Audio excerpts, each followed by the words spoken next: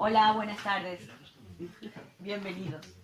Nos acompañan en esta primera sesión de la maratón de presentación José Conde y David Hidalgo Ramos, que además es nuestro coordinador de SGM Literatura, que van a presentar algunos libros de Editorial Bernacchi y van a hacer un abrebocas de la próxima antología que va a salir, que es Gritos Sucios, y además van a darnos una brevísima charla sobre Splatterpunk. Bienvenidos. Pues muchas gracias a todos por estar aquí. Gracias a Sui Generis Madrid, evidentemente, y a mi querida Marjorie, a Juan Escarlata y la librería Estudio en Escarlata por acoger este evento. Y una vez dicho esto, principalmente lo que vamos a intentar es dar unas pinceladas de lo que es el Splatterpunk o de lo que entendemos a lo mejor nosotros por Splatterpunk, de todo lo que ha sido el género desde los 80 que nació hasta lo que es hoy en día. Y sobre todo, como decía Marjorie, un abrebocas para la próxima antología de la editorial Ediciones Bernacchi, que va a sacar una maravillosa antología Splatterpunk, la primera publicada en español y sobre todo en España. Yo fíjate que os he traído, bueno, estos son los dos libros de los que vamos a hablar y de sus líneas editoriales de Bernacchi, y yo os he traído esta pequeña joya, por si se puede llamar así, que sería la segunda antología Splatterpunk publicada en Estados Unidos. La primera es prácticamente inencontrable, El libro de los muertos, y esta es la primera en la que ya se les llama escritores Splatterpunk, ¿no? ¿Y de dónde viene todo esto? Pues viene principalmente de los años 80, que es cuando nace todo este subgénero, que se puede entender casi, podríamos decir, como el gore, ¿no?, dentro de la literatura, un poco así a grandes rasgos. Y viene, si nos fijamos en el nombre, principalmente splatter, salpicadura, y punk, pues todo, digamos, lo que es toda la rebeldía que supone el movimiento punk de los años 70 y que después, por ejemplo, William Gibson con el cyberpunk inició estos movimientos literarios. En el fondo es la transgresión y la subversión en la literatura. Transgresión, digamos, el modo de intervenir, y la subversión, el fin último, ¿no?, de despertar conciencias. Y eso sobre todo es lo que quiere este género, que la verdad es que es delicioso disfrutar del horror extremo que se puede, y sobre todo a través pues de las vísceras, de la sangre, del sexo, todo mezclado. Y muchas veces que sobre todo todo este Splatterpunk siempre vino influenciado en los años 80 con el cine, ¿no? Uh-huh. Que más o menos nos vas a hablar un poquito de...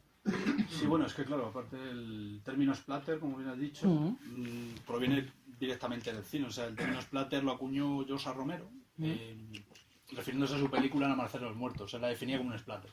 Entonces, claro, el origen más claro del splatter es el cine.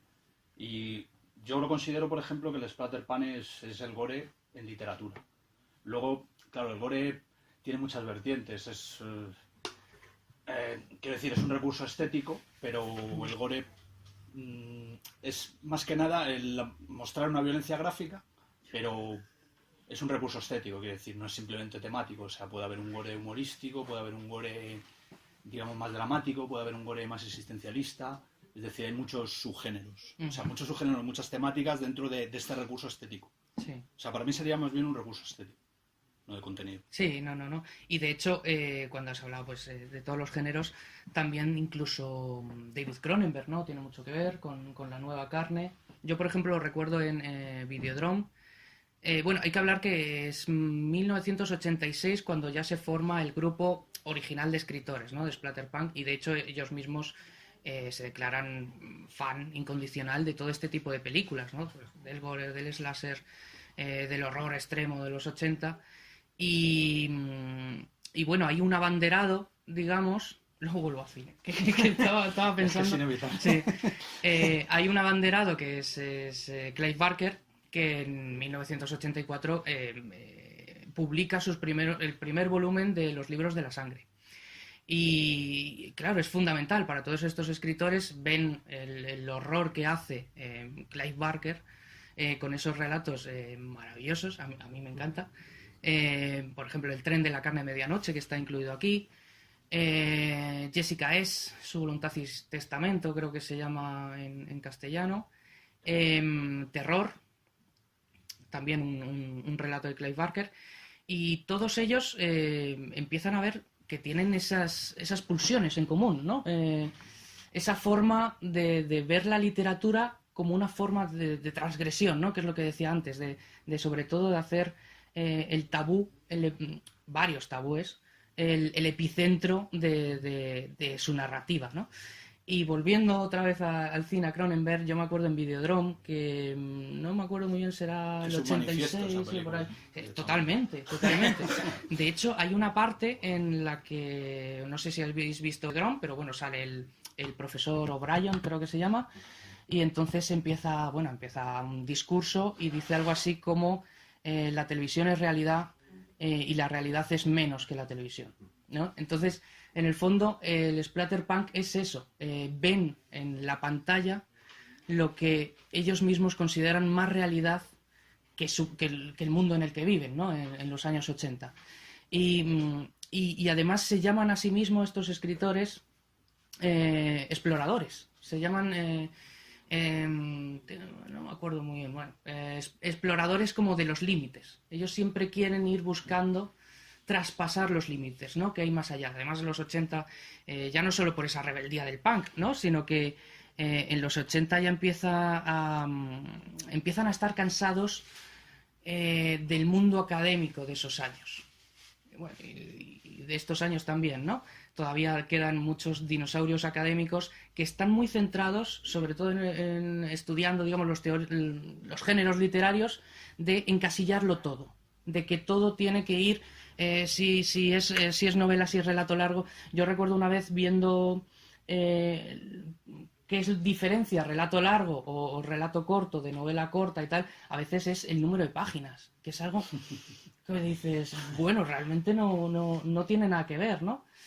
Y los splatterpunks lo que buscan siempre es esto, atravesar los límites. No queremos las reglas, queremos romperlas, queremos ir más allá y sobre todo utilizar la literatura como vehículo para meter sus ideales, ¿no? Luego nos ponemos a pensar, claro, el splatterpunk estamos hablando de los años 80, finales, ¿no? 86, principios de los 90. Y yo te pregunto, ¿el splatterpunk en España ha existido alguna vez? ¿Existe hoy en día? Hombre, en la época, o sea, el splatterpunk en España es un género bastante tardío, porque, claro, aquí hemos tenido una dictadura y evidentemente, pues, existía horror, o sea, siempre ha habido una tradición en España bastante antigua de terror, ya desde Gustavo Adolfo Bécquer, pero, claro, se han escrito leyendas, ¿no? las leyendas, etcétera, y sí ha habido literatura de terror durante la dictadura y tal, pero el splatter, como siempre en España, ha llegado tarde. Sí. O sea, el splatter, sobre todo el splatterpunk, es un género anglosajón, y en España pues ahora están empezando a salir autores que están tratando el splatterpunk. Lo que pasa es que son autores que tienden más a escribir novela de terror clásica, o sea, clásica o, digamos, gótica. Y lo que pasa es que hay autores pues que están empezando a meter elementos splatterpunk, como por ejemplo José Carlos Somoza, que el ejemplo más claro es La dama número 13, ¿no? Que es la adaptación que ha hecho Jaume Balagueró, que se llama Musa, ha hecho una película, y esa novela tiene más elementos splatter, pero autores claramente splatter en España es muy pocos. O sea, por ejemplo, yo podría decir Alicia Sánchez es una autora que escribe bastante, Juan Díaz Olmedo, que también está en la antología, es el escritor de Zombie, pero no hay, o sea, son escritores que existen, o sea, hay escritores que escriben splatterpunk en España, bastantes, pero es el problema de siempre. Entonces las editoriales no se atreven a publicar este tipo de literatura. Entonces autores hay, pero muchos de ellos yo creo que ni siquiera han publicado, y muchos de ellos incluso publican en antologías como esta, y muchos editores pues no se atreven a publicarlo. Claro, entonces hay poco. Que esto también lo hablábamos un poco antes, ¿no? Como fuera de micro, ¿no? que es una pescadilla que se muerde la cola. O sea, las editoriales no se atreven a publicar quizá cierto tipo de géneros y no se dan a conocer los autores, y los autores no escriben esto porque saben que no lo van a publicar.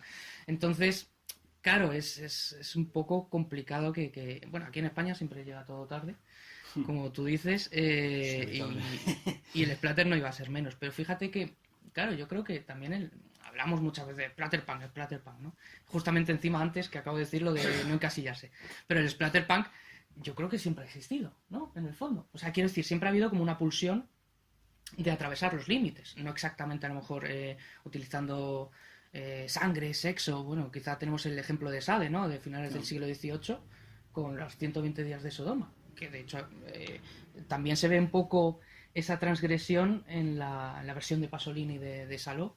O Rabelais también se podría considerar un escritor que trata de transgredir los límites. Sí. Igual no es tan gráfico en la violencia, pero sí que es bastante bizarro. De hecho lo grotesco, ¿no? Que cuando se empezó a estudiar a Rabelais, creo que lo grotesco tiene mucho eso de explorar límites.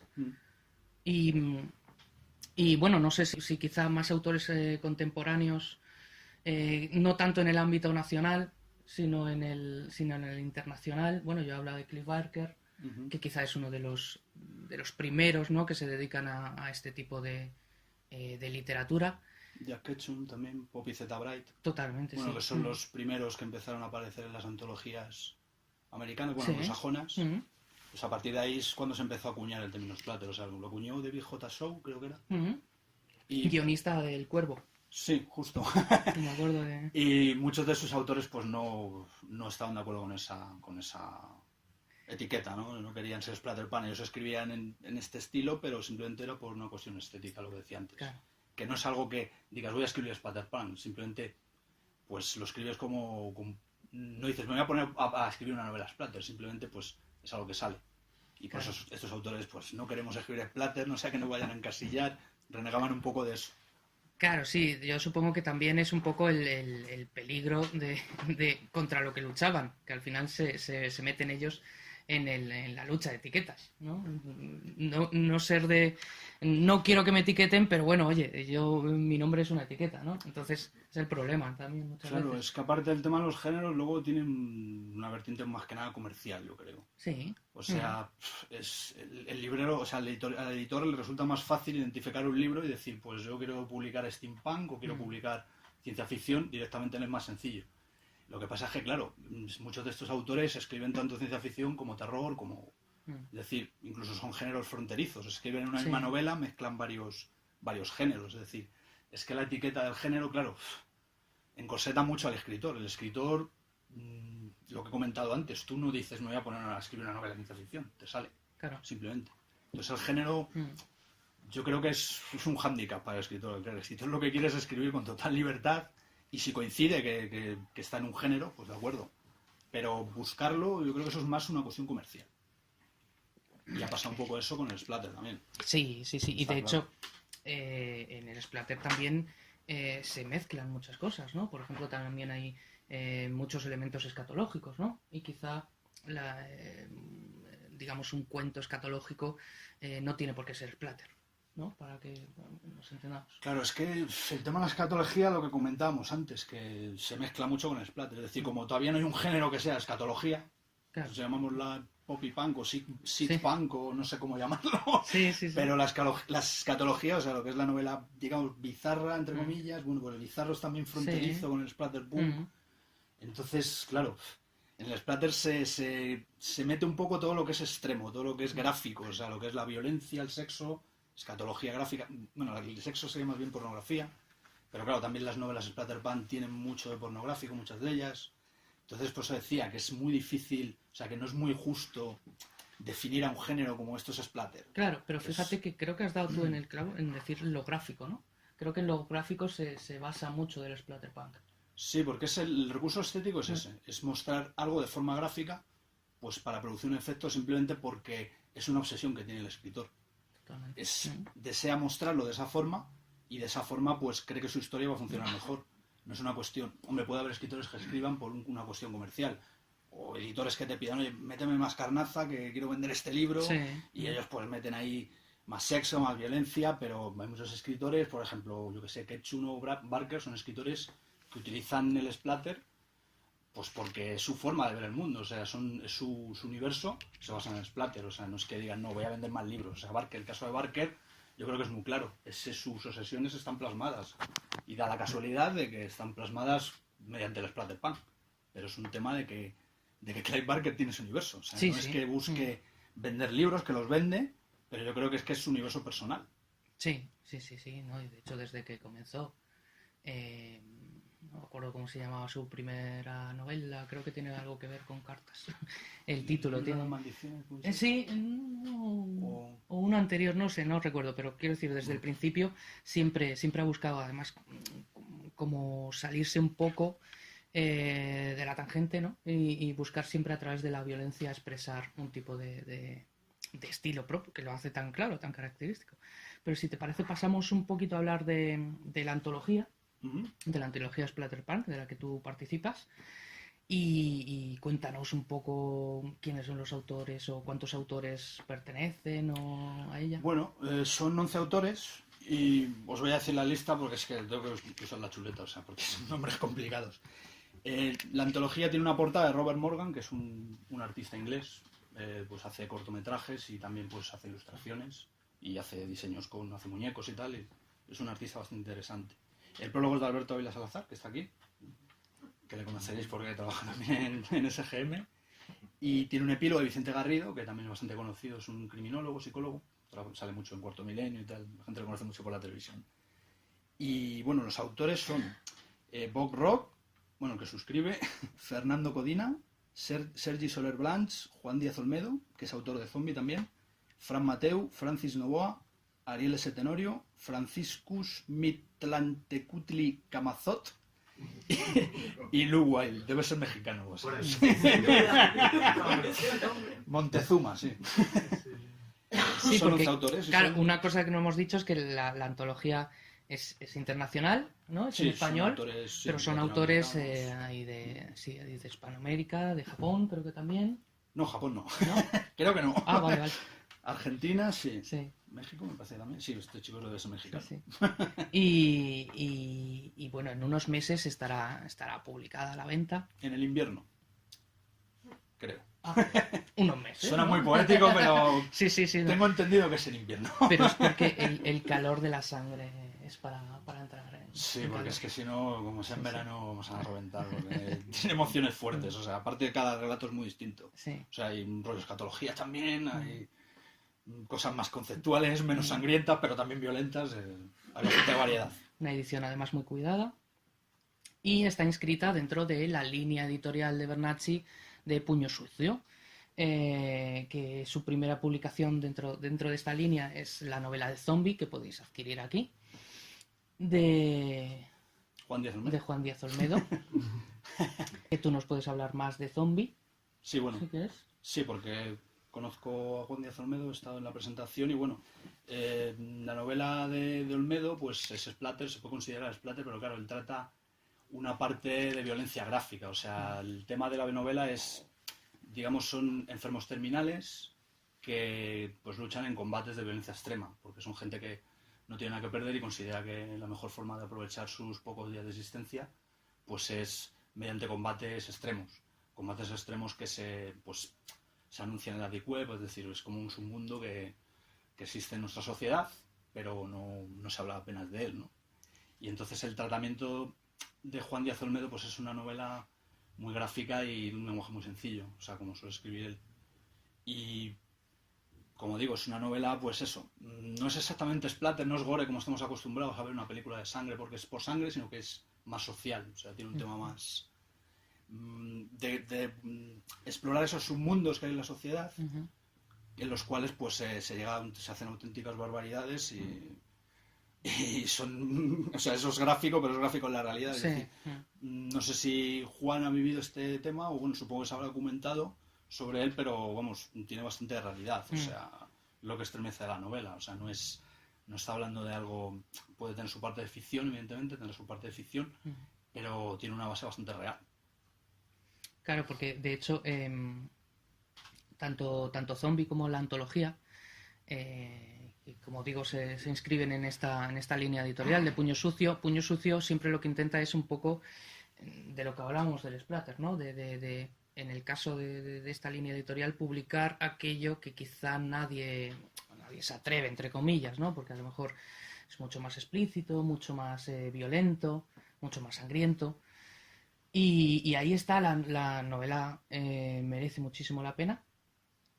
Bernacchi también tiene otra línea editorial de la que aprovechamos también para hablar aquí, que es la línea Nibiru, que quizá es una línea que se va más tirando hacia lo fantástico. Antes estábamos hablando de cómo el splatterpunk, todo está enlazado, cómo el splatterpunk le gustan los límites o no existen los límites para ellos y tal, y esta línea editorial de Nibiru busca justamente eso, el entrelazar la fantasía con la ciencia ficción en una especie de frontera que es como una niebla. Y en esa línea editorial se inscribe La Reina de las Pesadillas, que también la tenéis disponible. Y no sé si se nos queda algo por añadir. Sobre todo no sé si tenéis o si os ha quedado alguna duda de lo que puede ser el splatterpunk.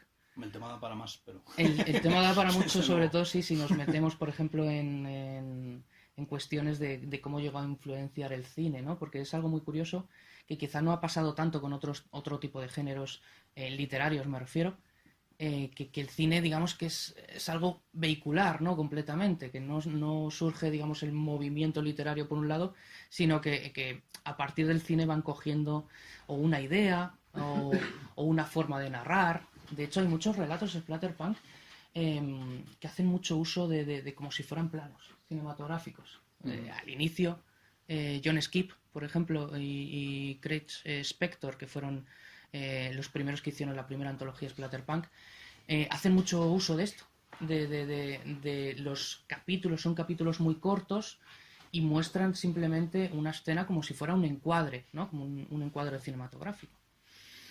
Y en ese sentido, creo que merece mucho la pena, y sobre todo ver cómo ha ido evolucionando el horror extremo literario, y los ejemplos literarios que hay hoy en día. Por ejemplo, yo que he leído tu relato y me ha gustado mucho, Cariátide, yo antes me preguntaba, ¿no? De camino aquí, digo, no hace falta ser ni explícito, y no hace falta, explícito entre comillas, y no hace falta inundar un relato de sangre. Porque en el relato de José Ángel Conde, el rojo no se ve por ningún lado, o prácticamente no. Intencionadamente. Y sí. Al contrario, o sea, de hecho, el relato lo que evoca es el blanco del mármol, el blanco ¿no? Como de la escultura, ¿no? Sí, totalmente. Por eso yo quizá aprovecho aquí para preguntarte cómo es enfrentarse, digamos, tú antes lo decías, ¿no? No escribo esto para escribir splatter, sino que me sale esto y si se inscribe, pues bienvenido sea, ¿no? ¿Y cómo es tu visión a la hora de producir el relato o cómo ha sido tu punto de vista, ¿no? Como autor, como creador? Hombre, en este caso la verdad es que el relato ha salido bastante solo, ha sido muy subconsciente, o sea, no ha sido algo preparado, es decir, yo creo que el splatter, de las acepciones que tiene es que es salpicar. Claro. Pues esto me viene un poco así, es como unas imágenes que a mí me llegaron a la cabeza y las tenía que salpicar. Sí. Y entonces, claro, no se ha salpicado en forma de sangre, se ha salpicado en blanco, pero es un poco lo que decía antes de Barker, del universo, o sea... Yo, pues, este tipo de imágenes las tenía en la cabeza y es como un universo que tú tienes y busqué la forma de plasmarlas. Y además es un relato que lo escribí en muy poco tiempo, o sea, no fue de una elaboración, salió bastante espontáneo. O sea, es decir, que es como que escupido, digamos. Entonces, yo creo que eso fue un rollo bastante inconsciente, o sea, salió bastante freudiano en ese sentido, ¿no? Pero creo que quizás es lo mejor, ¿no? Es la mejor parte, cuando sale algo así, ¿no? Quiero decir, no enfrentarte a voy a escribir algo splatter. Claro, pero no siempre, a veces un relato tiene más trabajo, depende de lo que escribas. Pero en este caso, pues se puede decir que fue totalmente espontáneo. O sea, fue imágenes que yo tenía en la cabeza porque me lo sugirió pues un poco las esculturas de Fidias, de las Cariátides. Me vino esa imagen de pues la posibilidad de, no sé por qué me vino, pero mi cabeza funciona así, de que se pudiera hacer escultura en un cuerpo vivo, de una forma séptica, ¿no? Porque claro, para hacer una escultura tiene que ser algo idealizado. Y es una imagen que me vino a la cabeza y ¿cómo podía plasmarla? Pues con splatter. Ha habido gente que me ha dicho, pues se parece mucho al cortometraje este de ¿cómo se llama? Nacho Cerdá, un cortometraje que se llama Génesis, que es también sobre una obra de arte, una escultura que crea sobre un artista, sobre su mujer muerta. Mucha gente me lo ha dicho que se parece. Claro, eso también estaría en mi cabeza en el momento, o sea, en el momento de escribirlo, o sea, que eso ha sido todo como muy racional. Pero luego, como te digo, hay relatos que tienen una elaboración más intelectual, más racional, digamos. ¿Y tú has tenido, hablando un poco de toda la influencia que tenían del cine, ahora que has hablado ¿has tenido tú alguna influencia cinematográfica consciente, aparte de esta que has mencionado? ¿En el relato? Sí. Consciente yo creo que no, pero es que claro, el relato también tiene algún elemento futurista, un elemento distópico. Sí, es que claro, sí, me podría haber venido algo más, pero cinematográfico yo creo que más bien literario, porque yo siempre estoy muy obsesionado con las distopías, entonces supongo que sí, hay un pozo en el relato. Se mezcló ahí intentar meter algo social, o sea, social no, político, con algo splatter, pero totalmente casual, o sea, totalmente improvisado. Y no sé si tenéis alguna pregunta que nos queráis. Sí. Pues una muy breve. Un comentario primero. Sí. A mí tu relato es una película bastante recóndita, pero me recuerda mucho a una película que se llama Taxidermia, de Georgie Palfrey, que si la has visto, me imagino que tiene esa aureola. Y luego, por otro lado, cuando estamos hablando de que surge en los años 80, es curioso, no sé, cómo podemos contextualizar autores que sí me recuerdan un poco a esta, digamos, no sé, gramática del exceso, como pueden tener estos autores como Chuck Palahniuk, como Bret Easton Ellis, por ejemplo, en American Psycho. ¿Cómo lo puedes contextualizar con respecto al...? Quizá es igual que, por ejemplo, pasa con Barker, que está completamente aparte, pero se le mete un poco en el saco, aunque a él le daba prácticamente igual ser Splatter o no. Y creo que con Palahniuk, no sé los años de sus novelas principales. Claro, yo supongo que es un poco el sentimiento de querer revelarse a un sistema establecido, literario, ¿no? Y de empezar a tratar temas, es como el sentimiento de matar al padre, ¿no? De intentar empezar a tratar temas que como hasta esa época te tachaban de loco, ¿no? Y en el sentido creo que de Palahniuk pasa un poco igual, creo, a lo mejor es mi visión, yo creo que sí. Y desde luego, bueno, sí, hay unos cuantos que se quedan por ahí fuera y que perfectamente podríamos estar hablando de Splatter. ¿Bien? Antes has dicho, David, que sí. hay quien usa este género de manera reivindicativa. Sí. Y no me acaba de quedar claro qué es lo que reivindica. Mira, eso yo muchas veces hablo... ¿De casquería? Mira, un sentido... El salirse de esos márgenes. Sí, no, pero un sentido de eso... Hay muchos que utilizan el gore como crítica social y... O existencial también. O existencial. Matthew Stokoe, por ejemplo. Sí. Vacas es una novela bastante existencial. Igual, bueno, puede tener un punto social, pero marcadamente existencial, es bastante nihilista incluso. Pues... Yo estaba pensando, cuando he dicho eso, por ejemplo, Pasolini, evidentemente es anterior porque murió en el 75, y Saló es del 75. Pero esa forma de utilizar el gore y no es exactamente gore, es más escatología y más violencia y demás. Pero esa forma que tiene Pasolini, ese espíritu que podríamos definir como espíritu splatter, es llevar la novela de Sade al cine y tratarla para hacer crítica. Él lo que hace es que son unos señores, no sé si ¿no? Entonces, es... No tiene mucho, ¿no? Claro. Entonces, ahí la crítica que hay es que el gobierno somete al pueblo, ¿no? Y aparte, si mezclamos toda la ideología marxista de Pasolini, va por ahí. O sea, y hay autores que en la literatura también lo hacen. No sé si me estoy acordando ahora por comentar. Marjorie nos va a cortar la cabeza, pero sí. Que los protagonistas de 120 días de Sodoma luego fueron recuperados por Grant Morrison dentro de Batman. Como miembros de una sociedad secreta.